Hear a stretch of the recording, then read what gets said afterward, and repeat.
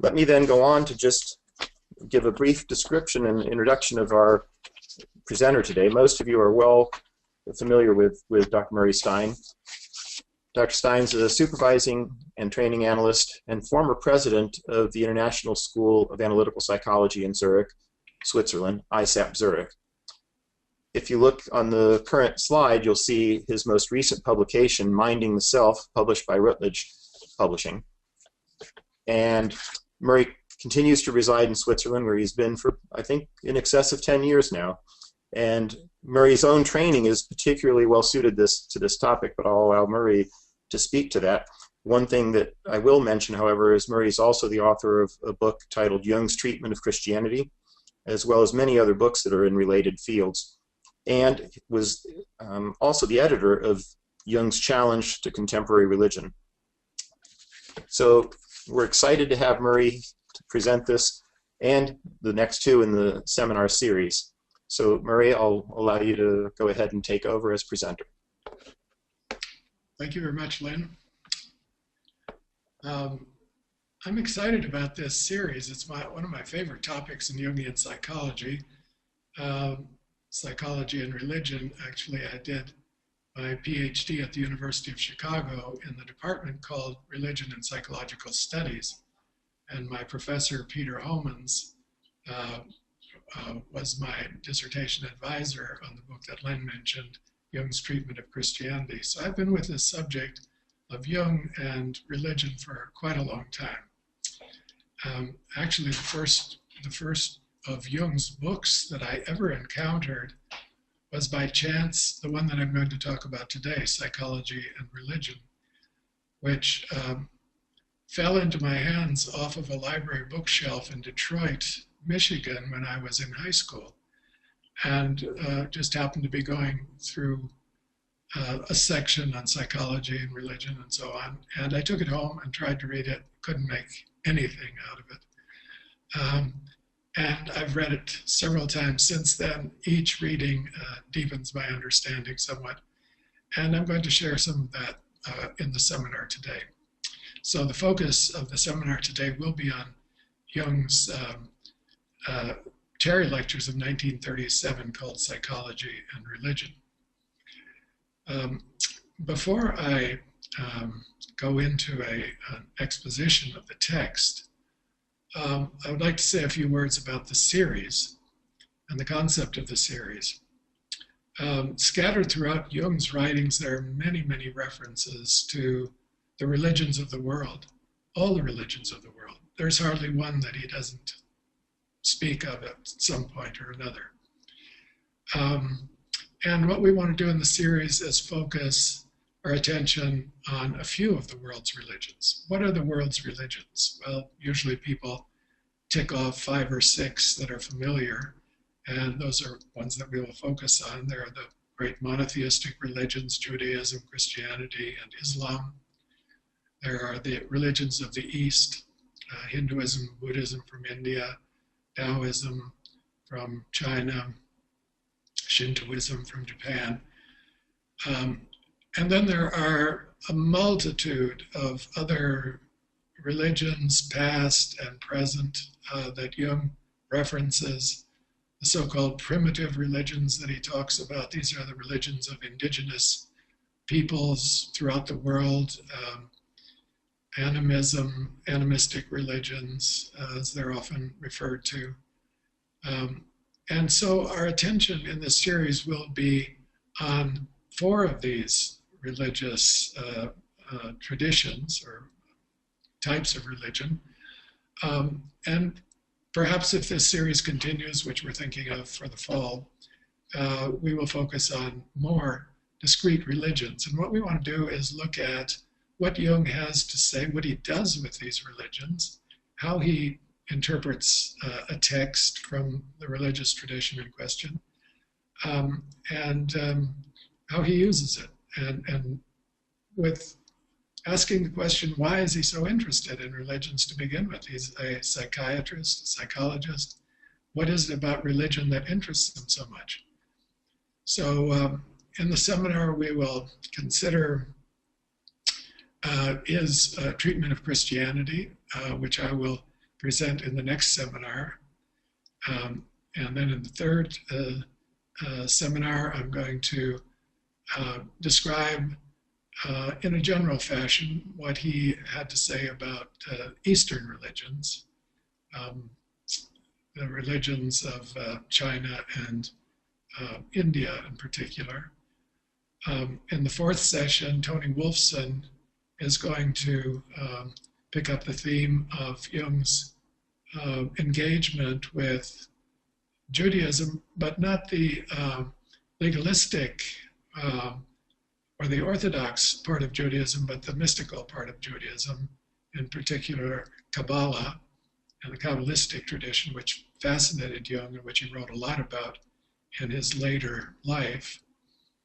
And then in the last seminar, the fifth seminar, Jerome Bernstein is going to speak about Jung and Native American religions. Jung visited the United States a number of times, and on one of his trips, he went out west to New Mexico and to the Taos Pueblo, where he had a very interesting conversation with one of the religious chieftains leaders there. And in his autobiography, he writes very movingly about that experience. And Jerome Bernstein has spent many years with in particular with the Navajo Indians of the West, and he's written about his impressions and his approach to their worldview, their mythologies, their religious practices, and he'll share that with us in the fifth seminar. So that's the outline of the series. And there are a number of questions that we would hope would be somewhat answered in the course of this series. For instance, why did Jung take such an interest in religion? What was his purpose? What was his goal? What was his motivation? What was his approach to religion, to the subject of religion? I'll be saying something about that in a moment. And how did he link the religions of the world, religious traditions, to analytical psychology? How did he make the connection? What did he see as the common feature? And what does Jung mean by deity, by God, when he speaks of God? He uses that word quite often. He always says it's not in a metaphysical sense, it's in a psychological sense. What did he really mean by that? And what is a religious attitude, which is something he talks about quite a bit. And why is it important? Why is it important for psychology? And what does it mean? So those are some of the questions that we would like to reflect on in the course of this, and hopefully to some extent answer. Jung has written so much about religion. The papers are collected in a volume of the collected works. It's called Psychology and Religion, West and East. It's a big volume. It's one of the largest in the 18 volumes of the collected works. Outside of that volume, there are many passages in his other writings, for instance, in the alchemy writings, 3 volumes of writings on alchemy that have to do with the subject of religion, mostly medieval Christian, but also Kabbalah, and with references to Eastern religions. So there's a huge amount of material in the collected works on the subject of religion. I want to say a few words about Jung and religion in a kind of biographical way to provide a context for his work in his mature years on this subject. As is very commonly known by all people who know anything at all about Jung, he was born into the family of Parson, a Swiss Reformed clergyman, and his grandfather's mother's side was also a Swiss Reformed minister. and 6 of his uncles were Swiss Reformed ministers. And he went to university in Basel, which is the home of a famous theological faculty. Erasmus was a professor at the university in Basel in the time of the Reformation. Ulrich Zwingli studied with Erasmus in Basel, and he was the great reformer. His home in Zurich, along with John Calvin, the French reformer in Geneva, and Martin Luther just to the north in Germany. And Jung grew up in an ambiance of religious culture. He was surrounded by it. And in his autobiography, he tells many stories of his childhood that have to do with religion, dreams, and experiences. His own confirmation experience, which was very disappointing to him at the age of 14 or so. He was confirmed in the Swiss Protestant Church, and he had high expectations that something dramatic, numinous would happen to him. Nothing did. He said the bread was stale, and the grape juice, or if it was grape juice or wine, was bitter. And he went home with great disappointment that nothing important had happened to him. And he had discussions on theological subjects like the Trinity with his father, who didn't want to talk to him about it because his father, although a very, very educated man with a PhD in Semitic languages from a German university, knew a lot about theology and about religion, of course. He nevertheless was very hesitant to share anything with his son because he didn't really have religious experience. He knew he had book learning, and he was stuck on the problem of science and religion. He had lost his faith partially, apparently. And anyway, Jung couldn't admire him very much, and they didn't have very good conversations on this subject. That was of burning interest already to Jung as a teenager and a young man. He went to the university in Basel, decided to study medicine. His father had died when he was 18, and he studied medicine so he could earn a living. It was a practical decision. He wasn't that interested in medicine as such, but it was a way of making a livelihood in Switzerland, practical choice. But while he was there, he also, on the side, studied philosophy. He read Nietzsche, Schopenhauer, Kant. He gave a lecture at his fraternity house on the theology of Albrecht Ritschl, a highly regarded 19th century liberal Protestant theologian. It was a bit before the time of Karl Barth, who came to the university in Basel 20 years later or so. But the theological influence, the theological faculty was very strong at the university. And Jung felt very much at home in that subject material, although he's always apologizing that he's not trained as a theologian. He spent a lot of time studying various theological and religious materials and traditions. And then he, of course, graduated. He discovered psychiatry, which he felt was a good match for his interests, better than surgery or internal medicine or something, neurology. So he went into psychiatry at the Berkholzli Clinic in the University of Zurich and studied with Eugen Bleuler, a great psychiatrist of his day. And for a time, he left the subject of religion. He didn't do very much with it. He put it to the side as he studied and dove into the field of psychiatry. But he would later pick it up again.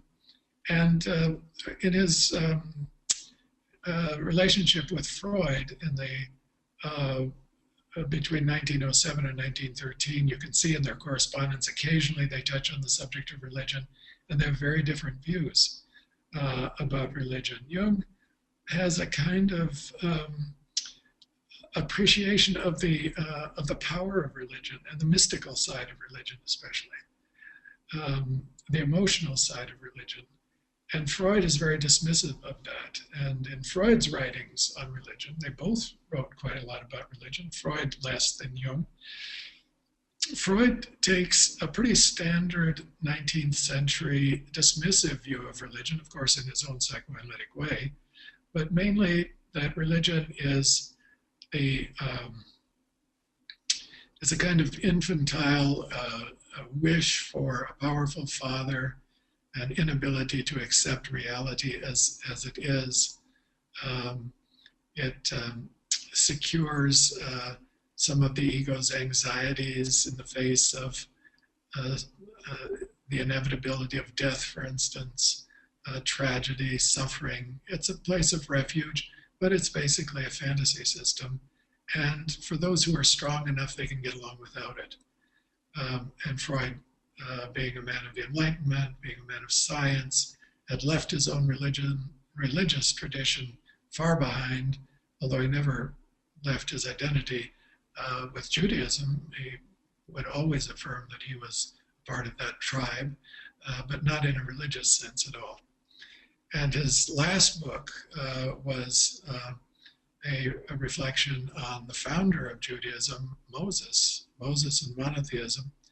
Very interesting book, in which he does touch on what Jung would call an archetypal level, that if you penetrate far enough back and down into the roots of the religious, you find what he calls an archaic memory of the great Father.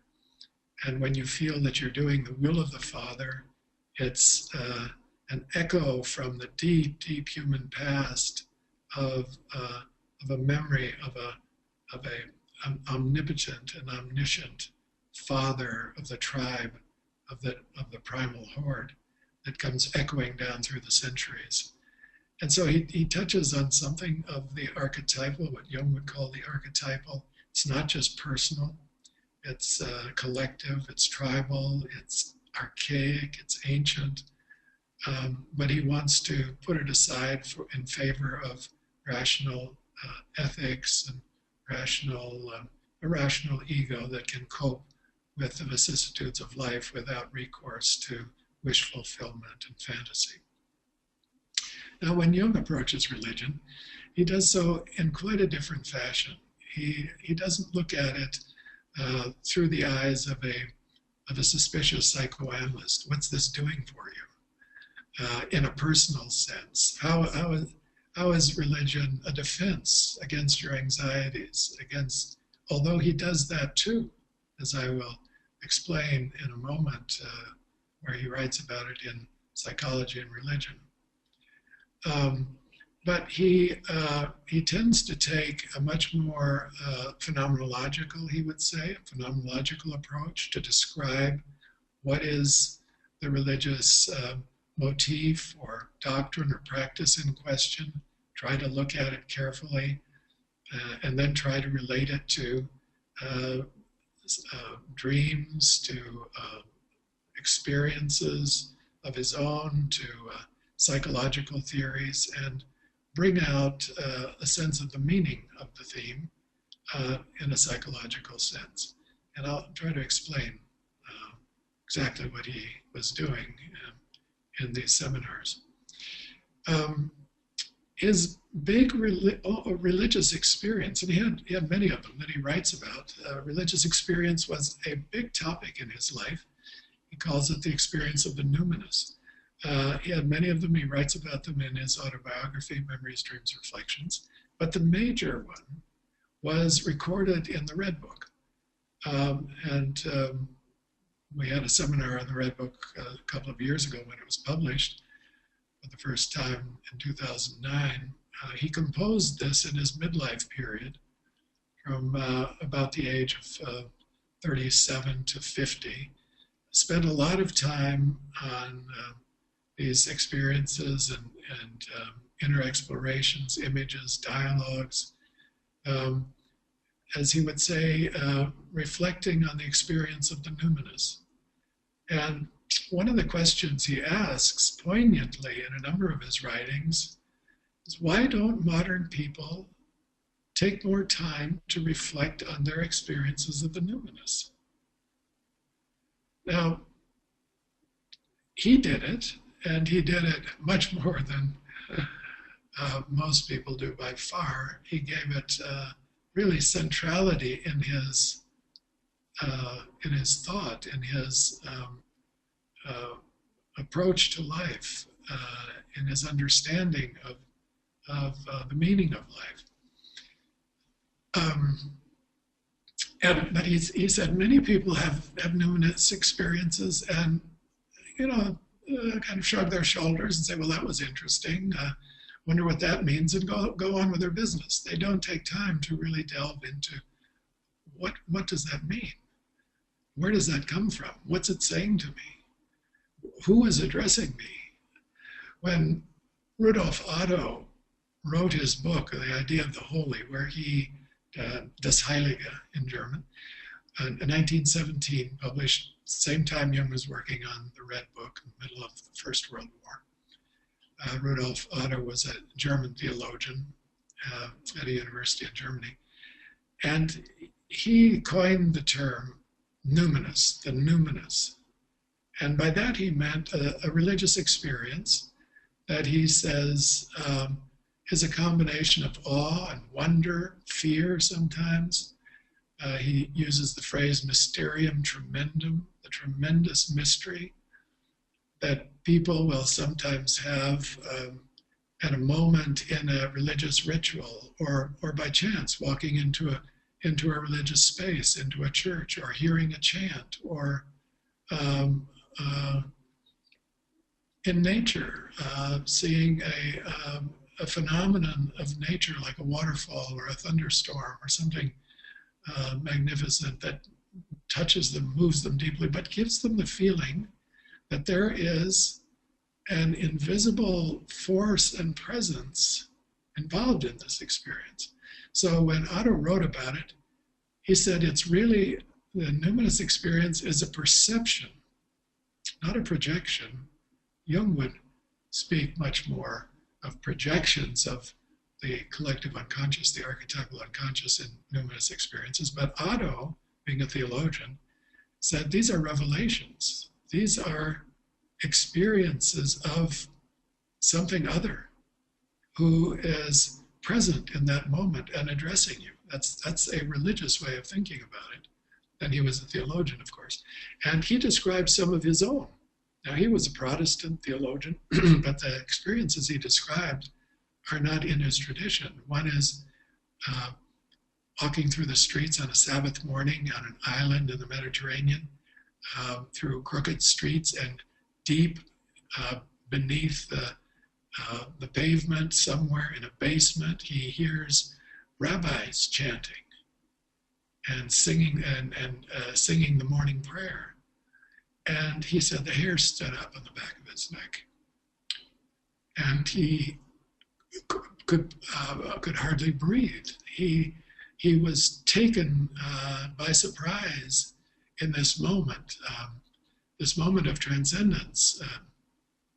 It's as though he's addressed by some obscure,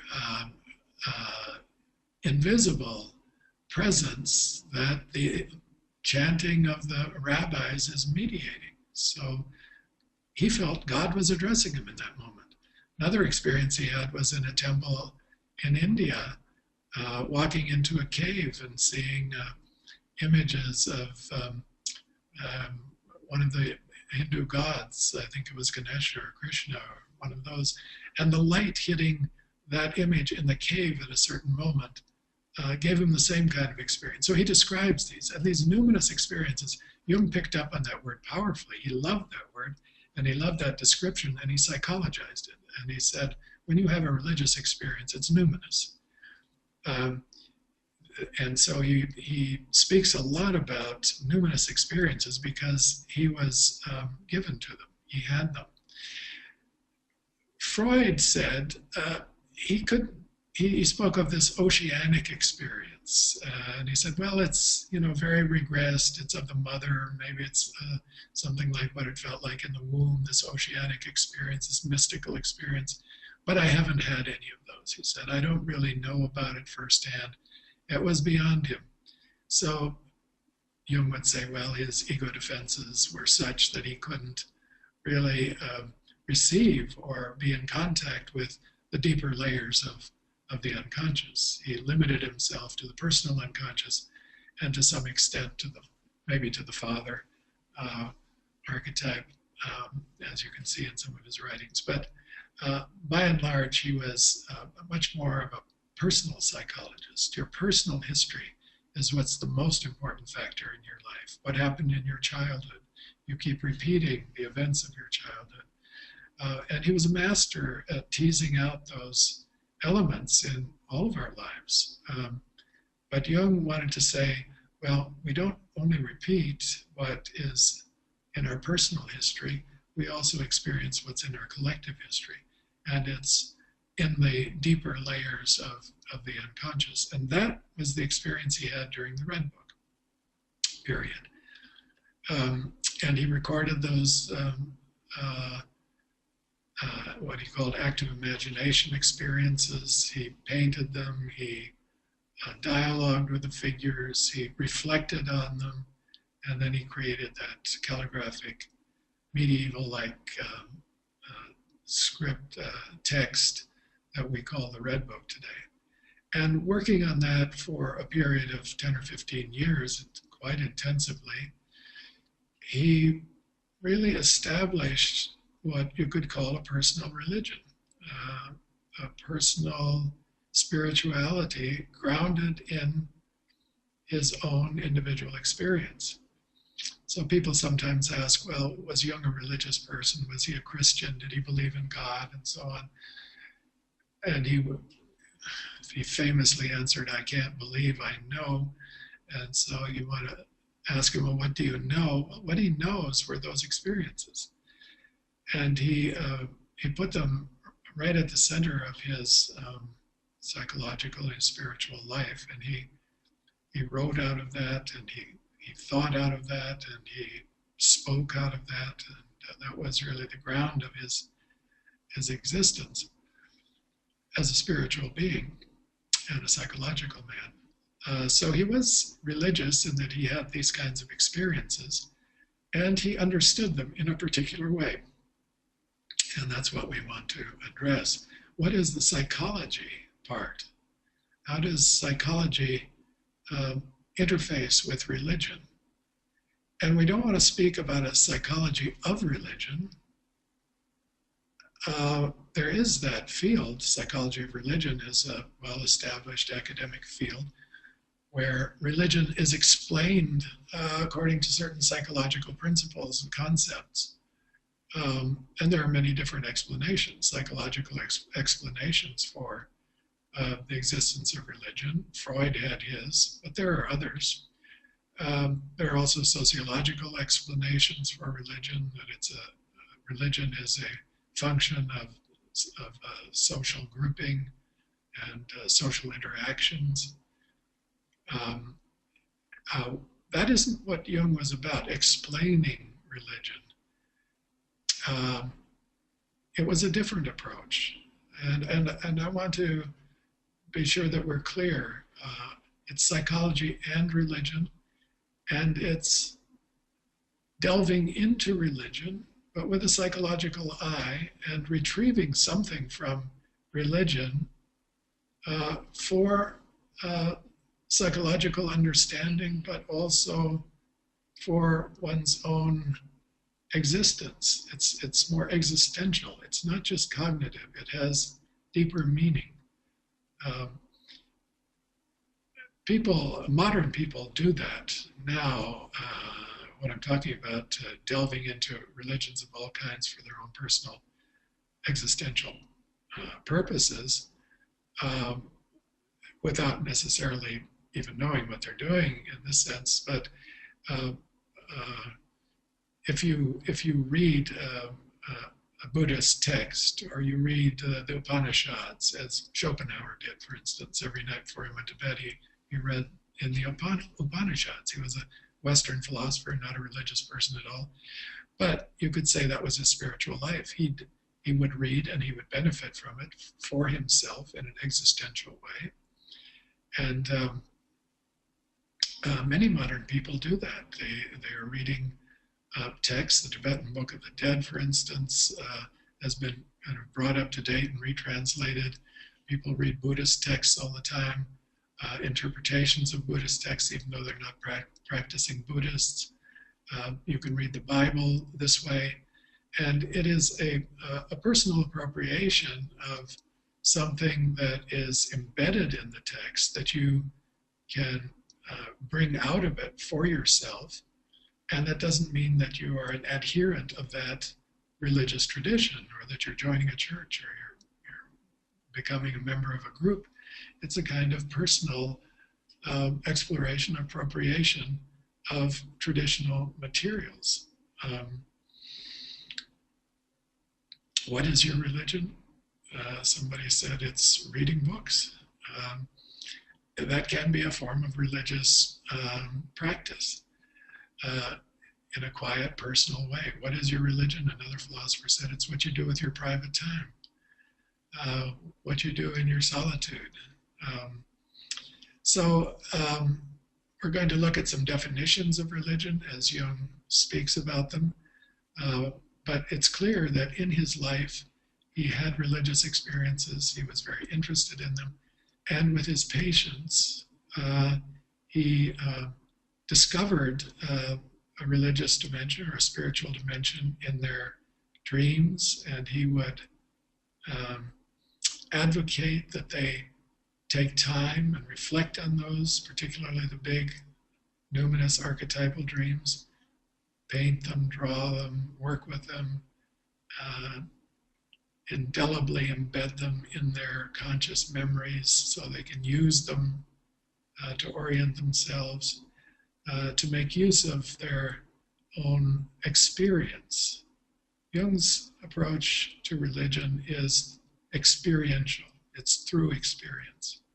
And he links experience up with reflection and ideas. But without experience, the reflection and ideas are pretty dead on the page often. If you read theories of religion or theologies and you don't have a religious experience that's somewhat related to that, it's very dry material. And it doesn't go very far in your experience of life or your orientation toward life, your attitudes. So if it comes out of yourself, on the other hand, you can do much more with it in your everyday life. And this was Jung's interest, to see, does religious experience of the numinous, have a value for life? And he's not advocating anything. He's not saying become this or become that or believe anything. It's just reflect on your experience and see what you can make of it. And I've got some ideas that maybe you'll find useful, he would say. So, what does he say? I'm going now to shift to the Terry Lectures of 1937. And Jung was invited, I think it was the 9th in the series. It continues to this day, the Terry Lectures at Yale. It's a series on the subject, the theme of science and religion. And people from different academic lines or communities are invited to present a reflection on religion from their point of view. And he was invited as a psychologist of renown at that time, 1937. He was 62 years old. He was world famous, and he had written many important books by that time. So he was invited as a psychologist to reflect on the subject of religion. And so he gave these Terry Lectures, and they're titled Psychology and Religion. This is 1937 in October. The lectures were given October 20th to 22nd. October 20th to 22nd. I want to put this in a little bit of a context. 1937 was a pretty difficult year in Europe. The Nazis were in power in Germany. Mussolini was in power in Italy. The war hadn't started yet, but the clouds were gathering on the horizon for sure. And it was a very tense time. And Switzerland, where Jung lived, was a neutral country, a democratic country, but surrounded by these other large, much larger, much more powerful countries that were in crisis. And he was the president of an international psychotherapy association, medical psychotherapy association. And in earlier in October of that year, on October 2nd to 4th, that International Medical Congress for Psychotherapy met in Copenhagen. So just before he went to Yale to give the Terry lectures, a week or so before, he's in Copenhagen, and he gives the presidential address there. And what he talks about in his very short presidential address is the need for the European countries to stop projecting the shadow on each other, try to find a common ground of European culture, try to emphasize the international nature of this organization that he was leading. And it was more or less a futile endeavor to try to persuade the world to go in this direction when it was going so much in the opposite direction at that time. Nevertheless, he made his statement, and then he got on the ship and he went to New York.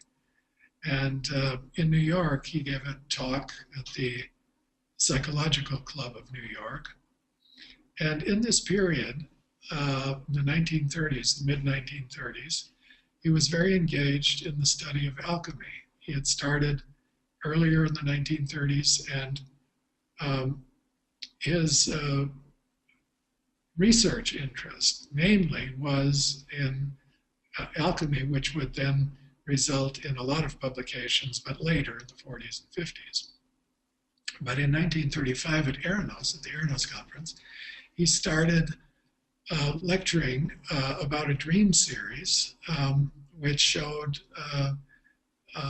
significant alchemical imagery in it, symbolic images in a dream series that also pointed to the religious function.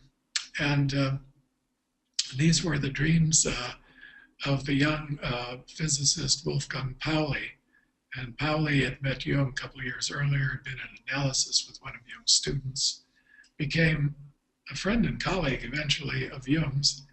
And at a point after his early analysis, turned over a set of about 200 dreams that he'd had while in analysis with Jung's student, and gave Jung full permission to use these as he might see fit. And Jung read them and was fascinated by the symbols. And so he started lecturing about them. And he gave his first lecture on these in 1935 at Eranos. And then in New York in 1936, when he went to the United States, to Harvard, to receive an honorary degree, doctorate degree, he gave a series of lectures in Maine and in New York on Pauli's dreams. And then in 1937, just before coming to give the Terry lecture again in New York, he gave more lectures to the Psychological Club on Pauli's dreams. And in the Terry lectures, you see Pauli's dreams woven into the text deeply. They are really the subject of the text. So this was right in the front of Jung's mind during this period. He had also, just a couple of months earlier, at the Eranos meeting in 1937, given a lecture on the visions of Zosimos, an ancient alchemist Gnostic. And so Jung is deeply, deeply immersed at this time in the study of this ancient, quasi-religious, quasi-scientific or experimental tradition, alchemy. But he was also very aware of the crisis in Europe and what was going on, the European civilization, culture being shaken to its foundations, being threatened at its very core, its values, its religious traditions. And it looked very much like the traditional forms of religion in Europe, Christianity, whether Catholic or Protestant, were so weak against these new ideologies that they simply couldn't stand up to them. They couldn't say no to them. They collaborated, they colluded, or they went into hiding, but they didn't have the population behind them. They didn't have mass support behind them against the ideologies of fascism, just as they hadn't had in Russia against the ideology of communism. The Orthodox Church capitulated there as well. So the churches had lost their hold on the thinking and feeling of the masses. And the masses were going in a very different direction, and in a terrifying direction. And Jung comments on this in the Terry Lectures. And the previous year, he wrote an article for a popular magazine in Switzerland on Wotan, the ancient Germanic god. And in that essay, he says, when the streams run dry, ancient riverbeds are exposed. And these riverbeds are alive with dormant energy. Now that Christianity has left the scene, what's emerging is this ancient Germanic god Wotan, a god of war, struggle and strife. And this archetype is possessing the masses. The masses get together, they start feeling archetypal energy, he says in the Terry Lectures. If you want to know what an archetype feels like, get into a mass of people that's really all stirred up about something. And you'll start feeling these very primitive, these very thought diminishing energies and emotions. And pretty soon you're one with the mass and you're chanting with them, and you've lost your mind, basically. You've lost your independent judgment. You've lost your own ethical position. And you're taken over by this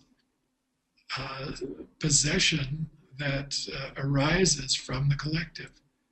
And Hitler was a master in using that, in tuning into it and igniting it and fueling it. So that in the end he was worshipped in Germany. Hitler replaced Christ. He replaced the deity, and people worshipped him as though he were a god. He captured the masses, and the masses, for the most part, lost their foothold in reality. This was the terrifying situation that he's speaking about in the Terry Lectures. Of course, he's there in the United States. They didn't feel it nearly to the same extent in his audience. His audience was made up of Yale professors and students. The story is that they started in a rather small auditorium, and in the 3 nights that he gave these successively, the audience grew each night until they ended up in Woolsey Hall, the biggest auditorium on campus, which seats 500 or 600 people. And so Jung had the ability to fascinate audiences too, and to mesmerize them, and to thrill them with his ideas, which are so unusual. Now, if you invite a psychologist to give a lecture on religion, you know more or less what to expect. Jung did the totally unexpected. He told about a patient's dreams. He told about Pauli's dreams. He went into long amplifications of these dreams. And he tried to show that religion isn't something that you do on Sundays and in church. Religion is something that happens to you in the night when you're dreaming. You can have religious experiences, and they are vital and important and a tremendous resource if you know what to do with them. So his approach was extremely novel. It wasn't at all academic. It came from his heart and his experience, and it was very, very, apparently to the audience, very convincing and very entertaining and very thought-provoking. So what does he say here? I'm just going to do a kind of brief synopsis of this because it's a text that merits study and careful reading. It's in volume 11 of the collected works. It's the first chapter in that volume. It's about 100 pages long. It's not extensive. Jung wrote it in English. He was asked by his the people who invited him to come to write in English and not write in German, have it translated, because they said, you sound much better in English if you say the English. It's more spontaneous, it's more real.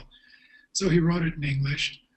It was published in English, and it looked like this. This is the book that was made, published by Yale University Press, 1938. And then he added some material to it. He revised it a bit, and it was translated into German and published in German a couple of years later. And then when it was prepared for the collected works, it was retranslated from the German because the German had added material, but also they used the original English to some extent. So it's a kind of hybrid combination that we have in the collected works. It reads very well, and you can almost see Jung standing there lecturing to his very, very attentive audience. He says he's going to divide the lecture into 3 parts. It was given on 3 evenings. The first part deals with the problem of practical psychology and religion. The second, an authentic religious function in the unconscious.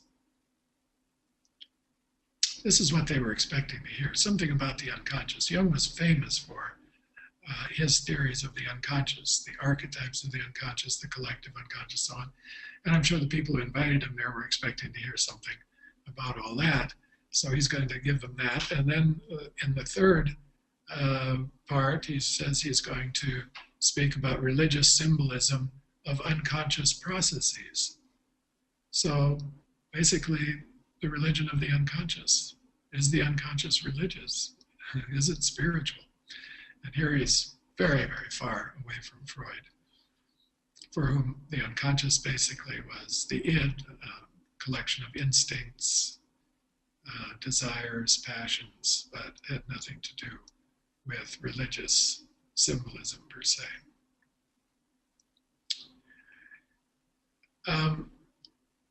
To get a handle on what Jung is speaking of when he uses the word religion, he gives some definitions, and I think those are worth paying attention to and keeping in mind when you read him on this subject.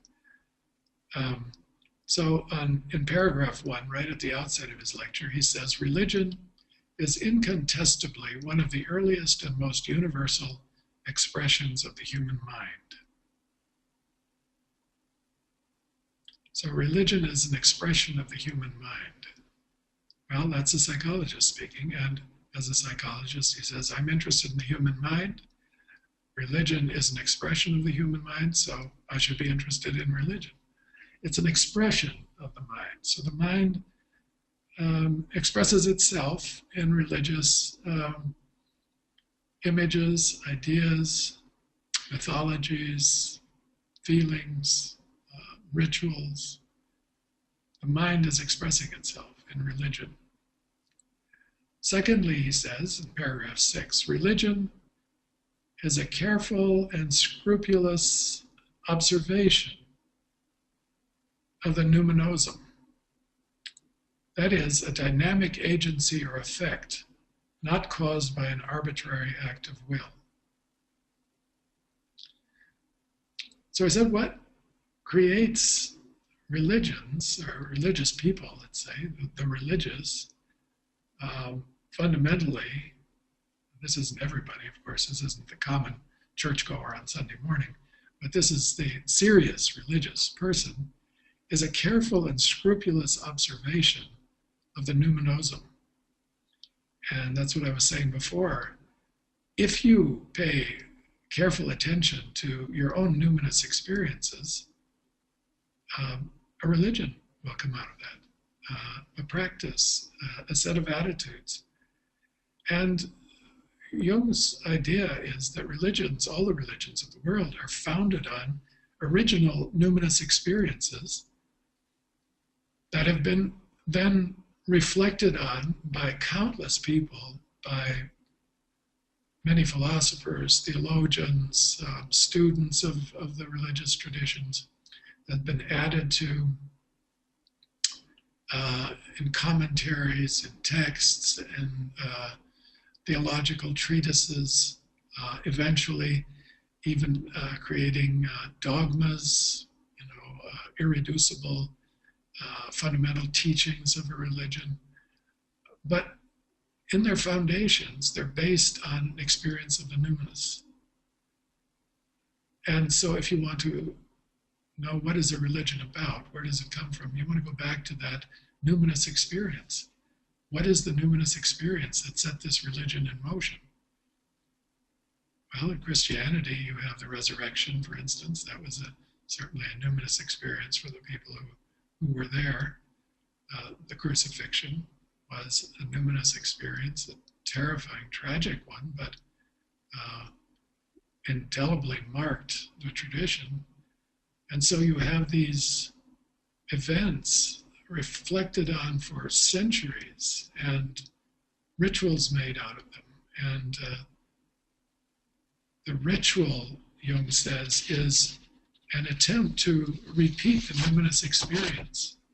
In paragraph 7, he says, ritual is an act carried out for the sole purpose of producing the effect of the numinosum. So in the Catholic Mass, for example, which he writes about in 1940, in the Catholic Mass, you re-experience the sacrifice of Christ. And by participation in that event, you also die and you're reborn and you go through a transformation process. So if it really works, you re-experience the numinous experience that was there at the origin. And so religion is a careful attention paid to numinous experiences.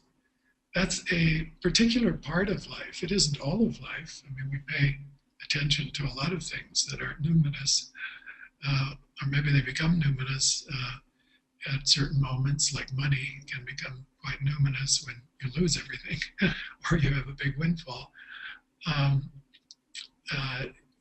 Or your family life, your children, the birth of a child can be a numinous experience. But the reflection on the numinous experience instigates the mind to reflect on its deepest values and orientation, to make plans for the future on the basis of this experience. And so religious ritual, as Jung said, is an attempt to recover that. Even though you're born 2,000 years after the event, if you go through the religious ritual and you really experience it, and there's a chance that you can and you will, if it's well done and it's effective, many people they do have a numinous experience of the kind that originated or is embedded within the tradition. In paragraph 9, he says, religion designates the attitude peculiar to a consciousness which has been changed by experience of the numinosum. So if you speak of a religious person, genuinely religious, not just pretending, not just a persona, mask, wearing the cloaks, but a genuinely religious person, he would say, has an attitude peculiar, special to somebody whose consciousness has been changed by a numinous experience. One of Jung's favorite examples of this is Saul of Tarsus, whose conscious attitude was completely changed on the road to Damascus when he had a vision of the Lord. He fell to the ground, was blind for 3 days, and he changed his name and He changed his whole attitude toward the Christians, and he became an apostle as a result of that. So that's the kind of experience Jung is talking about, that religious people, the religious among us, are changed by their numinous experiences. And they're changed in their value system, their outlook, their approach to life, their way of dealing with other people, and their way of dealing with themselves. So, in a letter to a man in the 1950s who wrote to him and asked about his therapeutic methods, said, I see that you take such an interest in the numinous. Isn't that your main interest? Jung wrote back and said, yes, the numinous is my main interest, but it's because it changes people. It's therapeutic. It is the therapy. It is the highest therapy. It transcends the symptom and goes beyond the symptom and changes the person's attitude in a particular direction. And in paragraph 137, again, he says something about religion. Religion is a relationship to the highest or most powerful value, be it positive or negative. And what he's talking about there is that it's something like what Paul Tillich said, defined religion as the ultimate concern, your ultimate concern. If you examine yourself and see what is your highest value or most powerful value that really controls you, Jung says, and this is a very difficult exercise because it involves scrutiny of your shadow and your less attractive parts. But if you look deeply at what is your highest value, the strongest motivation, that, you could say, defines your religion. That is your religion. Now, it may be an ideology, it may be a traditional religious value, it may be something very contemporary and popular, a mass movement, and a movement, for instance, like ecology or animal rights or feminism. A lot of these isms carry the energy of this fundamental value that we could say becomes a religion, in that it transforms consciousness. It has a certain numinous quality to it. It organizes psychic energy in a particular direction. It makes, it forces certain kinds of decisions on people, and functions either in addition to another religious orientation that they might have as well, and this is a part of it, or as a substitute, or as a whole new religious orientation. So Jung wants to give very broad definition to religion, take it out of the churches and the synagogues and the temples, and say everybody is religious in some sense. If they look deeply enough into themselves, they'll see who their God is or what they're serving. But many people kind of skate through life without reflecting very much on this. And Jung had the feeling that if you look deeply into yourself and consult the unconscious and look at your dreams, not only will you discover what your religion is in the present, but there is a process afoot in the unconscious that is moving in a certain direction, and maybe you can join that process, and that will change your attitudes. And he gives an example of that, precisely that, in these lectures. Now, what he's talking about in these lectures is a kind of psychological approach to religion that looks at religion as a personal matter. He's not really studying the great religious traditions here. He's not talking about the forms of a particular Christian, his own Christian tradition, Protestantism, although he mentions these various types of religions throughout the essay. But what he's focusing on is the personal and the emotional side, the feeling side, and the experiential side of religion as it comes to an individual. Now, he says very clearly, I am a doctor and I treat patients with neuroses. He's a psychiatrist, an analyst. And he says, I'm not going to speak to you about theology. I'm not going to speak to you about philosophy. I'm going to speak to you as a psychiatrist who deals with patients, and I'm going to speak in a very, what he calls an empirical way. I deal with facts. I don't deal with theories. I stick to the facts. And what are the facts? The facts are what people bring me in my consulting room, what I see people doing in the streets, what I talk about with people, but mainly the clinical experience of analysis is his, as the Germans called it, Sitz im Leben. That's where he sits. That's where he looks from. And that's where he's going to speak from. And so he speaks about a dream, a series of dreams that a patient brought into analysis. Now, these are the dreams of Pauli that I was telling you about. And Pauli didn't bring these dreams specifically to Jung in analysis, but he did bring them into analysis with his analyst, who was a student of Jung's and under his supervision. And then he turned them over to Jung. And so they come out of an analytic process.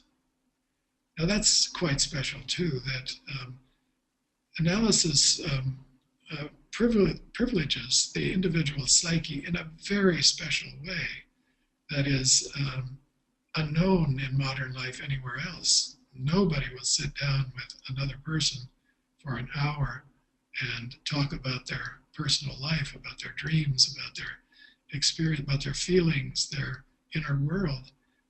You might sit down with a lawyer and talk for an hour about your taxes or the legal situation, but not about you. And so Jung saw analysis as a kind of extension of the confessional. Catholic confessional was the traditional form, but analysis takes it quite a bit further and accepts whatever the patient brings without judgment and looks at it and tries to figure out with the patient, what does this mean, or what does this mean for you, or what do you make of this? How can this help you? And in the process, certain forces and energies are unleashed, and meanings appear, and reflections and insights. And this builds up to a change in attitude over time that we call a transformation of the psyche. And the person at the end of the process, if it ever ends, it never really ends, but well along the way might leave analysis.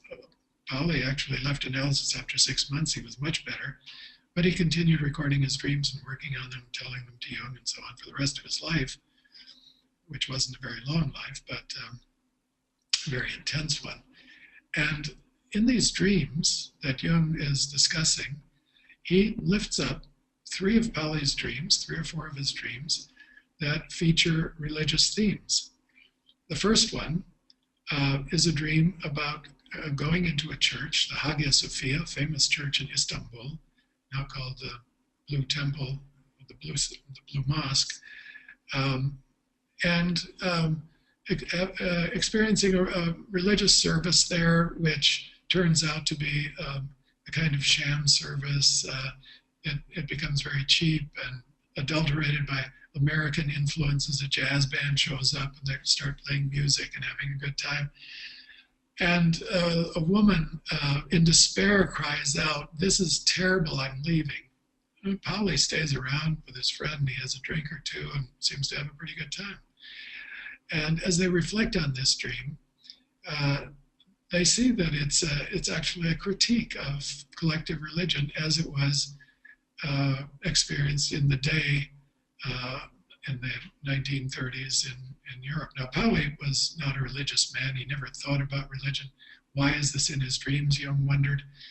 He grew up as a Catholic. He was Jewish, actually, by birth. His parents didn't tell him he was Jewish. He found out when he was 18 by asking them. But they had converted for practical, political, professional reasons. His father was a professor of chemistry, so he could get a job at the university. They converted to Catholicism, and Pauli was brought up as a Catholic. So he knew about the Catholic religion, had experienced it. And the service that he goes to there is a kind of generic Christian service that turns into this a kind of farce. So Jung says that the unconscious can also pick up and criticize certain collective values and attitudes. And then the dream series goes on in a much more serious way about religion. And in the next lecture that Jung calls Dogma and Natural Symbols, he tells a dream of Pauli in which Pauli enters what's called the House of Gathering. The House of Gathering. And this is now a serious religious ceremony going on, and there's a holy fire on an altar with 4 flames, and a teaching about religion that is given actually in the dream.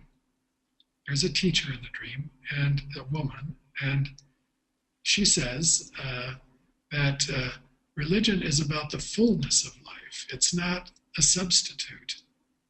Religion as a substitute is a defense.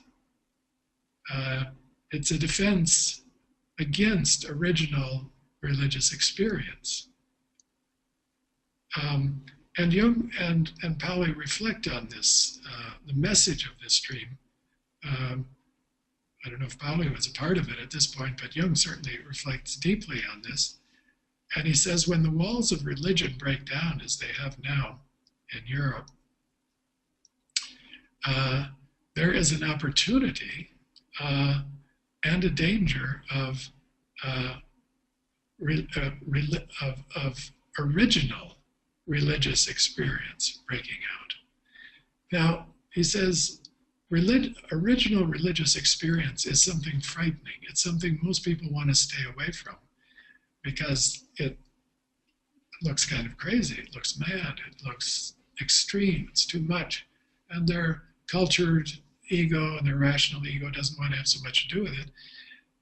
It can even feel like a kind of madness, insanity. So to defend against that, the religions have created walls of dogma where you feel safe.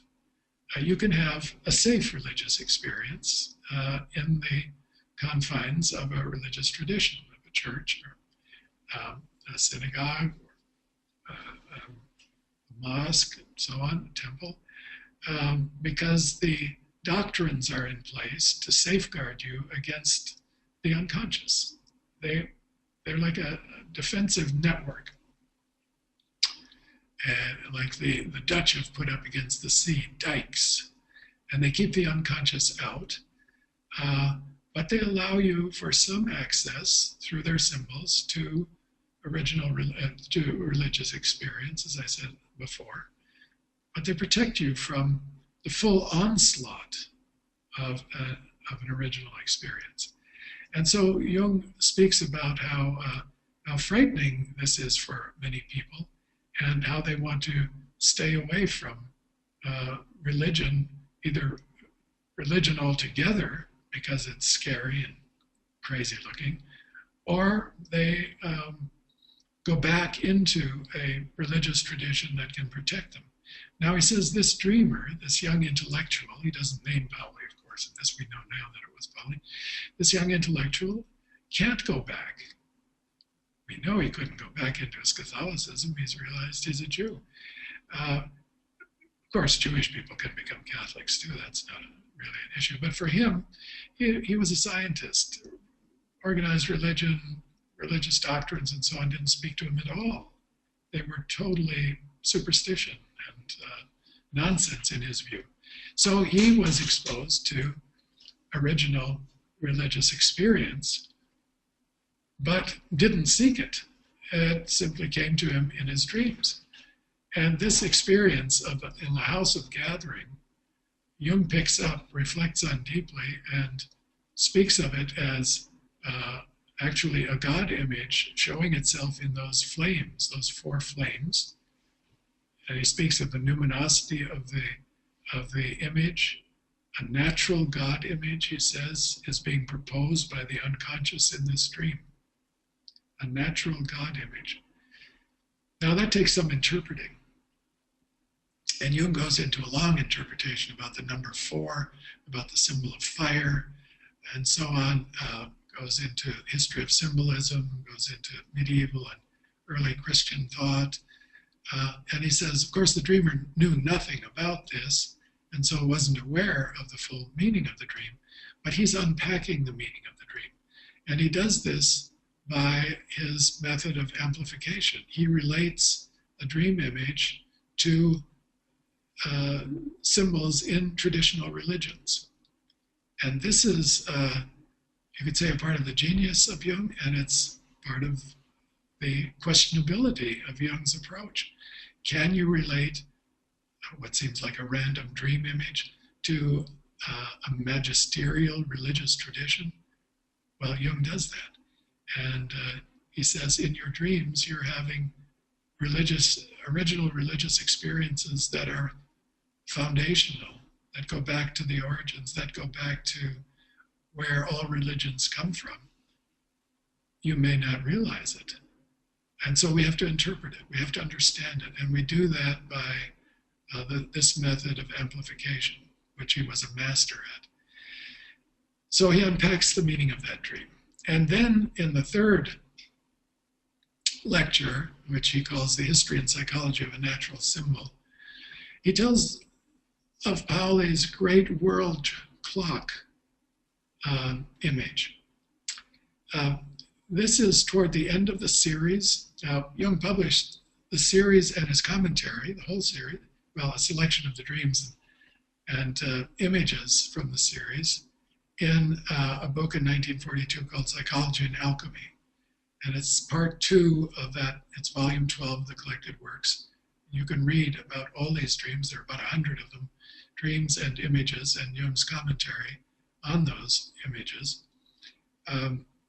And toward the conclusion, I think it's the last in the series, there is this vision. It's called a vision. It's not a dream. It's a waking, like an active imagination. Pauli calls it a vision of the world clock. And this is a famous dream in Jungian circles. Everyone seems to know about it, but if you look into it carefully, very few people really understand it, as Jung did. It's quite complex. There are 3 circles, intersecting circles. They move at different rhythms. They move in 1/32 of a complete circle at a time.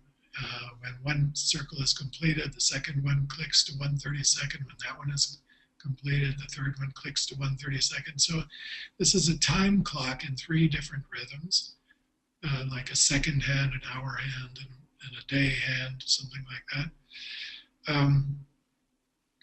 And Pauli observes this clock, and he says about it that it gave him a strange sense of inner peace and harmony.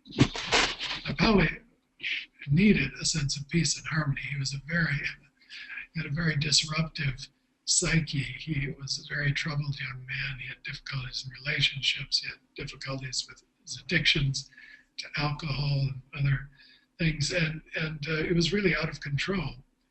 And Jung speaks about his neurosis, and he says, if this young man didn't pay attention to his dreams and follow them and work on them, the neurosis would reappear. Again, he would find himself caught in terrible situations. So as long as he paid attention to the unconscious, in a way, Jung says, he should be thankful for the unconscious because it made him pay attention. Should be thankful for his neurosis. It made him pay attention to the unconscious because what the unconscious was doing was something marvelous, something he could have never imagined consciously. It's leading him to a point of say religious awareness, religious experience, spiritual awakening that would have never in his lifetime come to him in any other way. He wasn't open to it. He wasn't receptive to it. He wasn't going around looking for a religious experience. It came to it, forced itself on him. And if he had ignored it, it wouldn't have probably disrupted his life. It wouldn't have insisted on itself.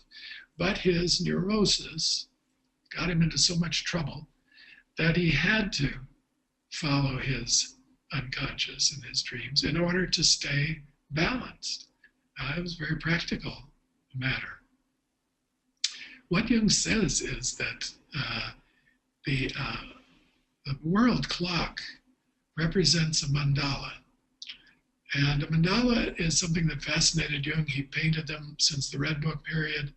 They're circles that contain a multitude of images and symbols. They contain the cosmos sometimes. They're organized patterns that have a center and a circumference and many contents included. And Jung looks upon them as a symbol of what he calls the self. Now, the word self, he confesses in this text also, is a borrowing from the Upanishads. And here comes Eastern religion. That the Upanishads have a doctrine of a lower self and a higher self, you could say, a transcendent self and an immanent self.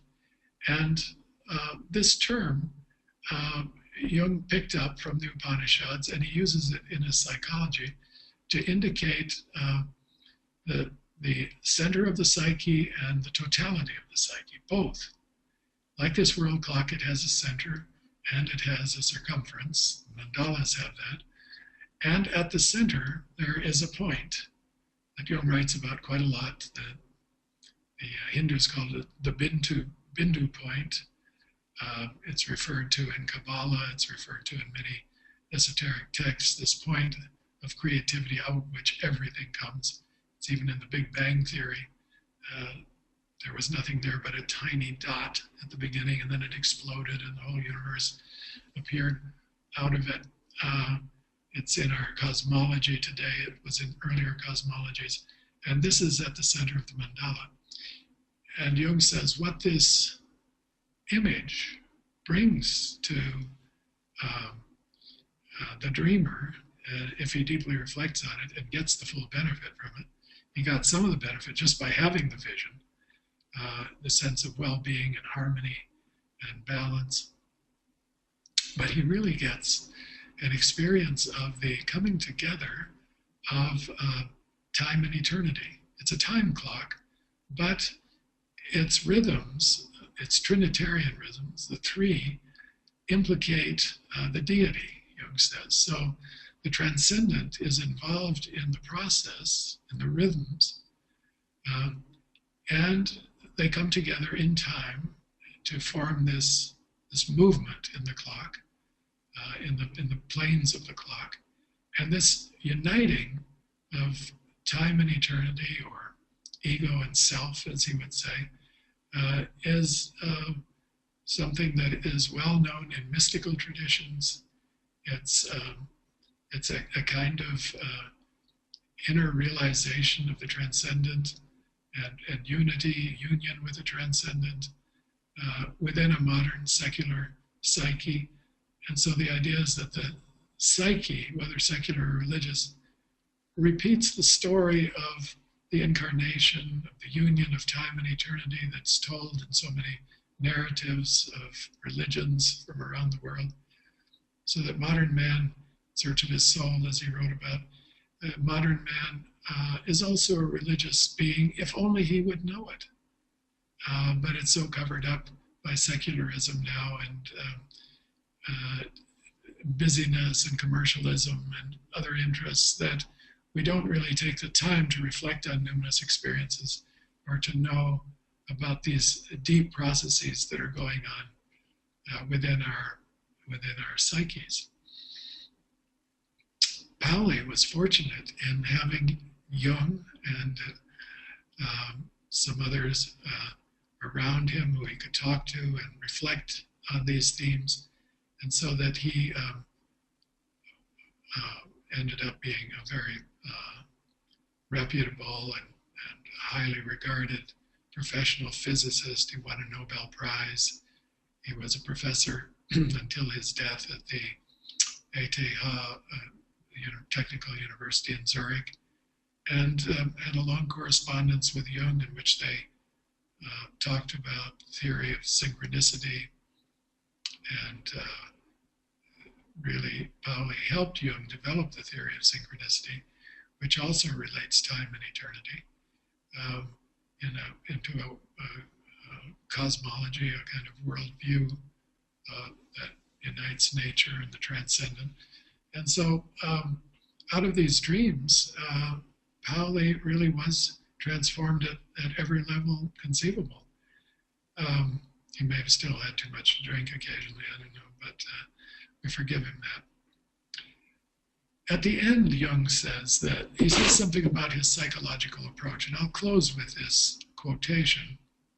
The psychological approach to religious matters, because this is what he does with all the religious traditions that he considers and that we will talk about in these seminars. He writes, I take these thought forms, and those would be the mythologies, images, dogmas. I take these thought forms that have become historically fixed in the religious traditions, creeds, texts, sacred scriptures, and so on, that have become historically fixed, try to melt them down again. In other words, get back to their origin, to the essence, try to melt them down again and pour them into molds of immediate experience. So he would take a doctrine and say, what was this? What was the experience behind this? What was the numinous experience that the person, the man or the woman had in ancient times that led to this doctrine? So he wants to get at the immediate experience within the doctrine, melt down the doctrine, get to and pour them into the molds of immediate experience. Now that's another way of approaching too, that you have molds, immediate experience that perhaps you know about, and you can bring the melted down version of the dogma and pour it into the molds of your experience, so you can relate to it. So you can relate to it from your experience, not just from your intellect. You know, the scholars compare texts. They're assiduous about footnotes, dating, the fine details, the historical record, who said what when. Is this really a saying of Jesus, or was this put in 2 centuries later? What were the words of Jesus? I mean, the Bible has been picked to pieces by scholars. That's not what Jung is doing in this melting down and pouring into the molds of experience. He's looking at the text, trying to get at the essence of it, the experiential side of it, and relating it to it from his own experience. It is certainly a difficult undertaking, he says, to discover connecting links between dogma and immediate experience of psychological archetypes. So he's trying to link up the dogmatic statements melted down into the experience of psychological archetypes that people like Pauli will have in their dreams and so on. But a study of the natural symbols of the unconscious gives us the necessary raw material. And so this is a testimonial to Pauli's dreams, that he could use Pauli's dreams as the raw material actually to relate to the religious experiences behind alchemy and behind Gnosticism and behind the biblical tradition. He's using dreams as a resource into the past. It's not an exact repetition of the past, but there are analogies, there are close links, but it takes a mind like Jung's to discover those. And that's what he writes about in all of the texts that we will be studying on world religions. How does the experience of the archetypes, as we know it, can experience them, link up to texts that we read about, that we read from hundreds and thousands of years ago? He will do this with the Tibetan Book of the Dead. He will do this with The Secret of the Golden Flower. He'll do this with the Bible. He will do this with dogmas like the Trinity and and rituals like the Mass, to try to find the common ground between archetypes that we experience now and numinous experiences that were had then and that were then codified into the religious traditions. And from that, he will learn a lot about the basic underlying structures of the human psyche. Never forget that he is a psychological researcher. What he's after is what is the basic structures of the human mind, out of which all the products of culture, including religion, ultimately come. And that's his project. And his object of study sometimes is religion, religious doctrines and traditions. So I'll stop with that and continue in the next seminar, looking specifically at Jung's writings on Christianity, his reflections on the symbolism in the Mass, the dogma of the Trinity, Christian doctrine, and perhaps some other texts as well, and see what he does with his own background religious tradition and trying to relate it and study it and make sense of it from a deep psychological perspective. Thank you. Thank you very much, Murray. I very much found it fascinating, especially the part where you talked about everybody is going to have a religious experience. The question is, are you going to have religion to help you kind of find your way through it? And so many people don't have that tool, and they do it, and it just becomes very tough, I believe. Very fascinating. So our next seminar is on Jung and Christianity, and that's on February 21st. After that, we're doing Jung on the Eastern religions, and that's on March 26th. April 11th is Jung in the Jewish mystical tradition with Tony Wolfson. And I just wanted to speak on the fact that in April as well, there's going to be the Jung Neumann Conference in Israel. And Murray, you are a conference, you helped put it together, is that correct? Program committee, yes. I'll be there. And that's on, let me see, April 24th and 26th. So if anybody's looking for information on that, please email us or look on Google. It's right out there. And then after that, our fifth conference and final would be on Jung and the indigenous native religions, and that will be led by Jerome Bernstein. Murray, do you have anything else to close out for today? That's it for today. Thanks, Ryan. Well, thank you very much for another wonderful Saturday webinar, and we look forward to seeing you again soon. Everyone out there, will have the video up very soon. I will give you an email when it's ready. Other than that, have a wonderful rest of your weekend. Murray, we'll talk to you soon. Okay. Bye-bye. Bye-bye.